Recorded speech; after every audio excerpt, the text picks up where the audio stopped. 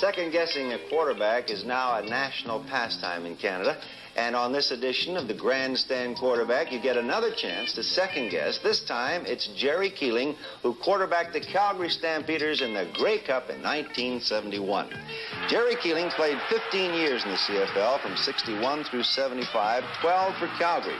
In 1971, he had a great year and led Calgary to the Grey Cup final against the highly favored Toronto Argonauts, the first appearance in the final for them since 1952. Jerry, looking back on that game, which was played in Empire Stadium, there was a lot of pressure on Calgary and Toronto to win because the Stampeders hadn't been to a Grey Cup in a long time either. That's right, Ernie. There was pressure on both of us because Calgary hadn't won a Grey Cup since 1948. Right. And I think Toronto hadn't won a Grey Cup since the early 50s. And Calgary had gotten known to be the team that choked under pressure. Every time we got to the Grey Cup, we couldn't win it. So we were kind of out to prove that we could finally win a Grey Cup this year. So. Well, in Vancouver, it was a sellout. There was a big game. It's the first quarter now. So let's go back and see what happened. The score is 0-0. It's early in the game. Midway through the first quarter, the Big Z punts to Jim Cillier on the 53-yard line. So Calgary has possession of the ball now. As you know, Ernie, it had rained all week, and we were kind of anxious to throw the ball in a hurry before the field got even worse, and we got real lucky on this first play. They called it incomplete. The second play, I rolled out and hit Rudy Linderman, excellent Canadian receiver we had for first down. Handed off to Jesse Mims on an end sweep. He got good blocking, got down to about the 25-yard line. He's good back. Real good. Another handoff to Jesse, and he breaks a few tackles, moves on down closer.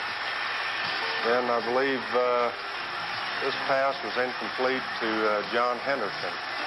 Now, this play is one that we run a lot. They clear Rudy out through the middle, and Herm Harrison comes in behind him, behind the linebackers. So you had a 7-0 lead in the first quarter there over Toronto on that touchdown play. Then Toronto comes back with Theismann throwing a long pass to Mel Prophet, and Terry Wilson knocks him out on the 10-yard line. Prophet was sort of a favored receiver at that time for Theismann, wasn't he? Joe threw a lot of passes to him. I think here he comes back to him again and tries to hit him. He almost makes a great catch. In the next play, Joe rolls out again and tries to hit Leon McQuay in the end zone. Terry Wilson makes a real good play, knocks the ball away. So they're forced to kick there, and on third down, Ivan McMillan kicks a field goal for Toronto, and they trail 7-3. And Toronto picked up another point before the half ended. It looked as though they were coming on strong midway through the third when Theismann fumbled the snap, and it was recovered by Calgary on the 55-yard line. And look at the slop there. Yeah, you can see the ball's getting wetter. It's getting harder to handle all the time. I think most of the scoring was done in the first half of this game. See, we get the ball back, and you're looking to throw here. Yeah, we're throwing just about every down in this first half. Hit John Henderson on a little quick out. Now this is a great catch by Rudy Linderman. He jumps up in the air, catches it, and the man slides right under him. Then Jerry Shaw, the other wide receiver, makes a good block. He breaks him down to about the 7 or 8 yard line, I believe. Good-looking play there. I tell you, Rudy and Jerry were probably two of the best receivers that I've ever had opportunity. Well, we had lots of good receivers on that team. So this is first down, man, on the 5. Quick pitch out to Hugh McInnes. Didn't work. Lost a yard on that play. So now it is second down, 6 yards to go. You lost a yard on the first play. You have options of trying to go up the middle or around the end or even throw in that situation. There's still lots of time left in the football game. So those are your options. Do you run it up the middle, run it around the end, pass? What do? Jerry, what did you do? Let's have a look. Yeah, I called a draw play to Jesse Mims, and the guards, Granny Liggins and Billy Roy, got real good blocks on their men, and Jesse went right up the middle in for the touchdown.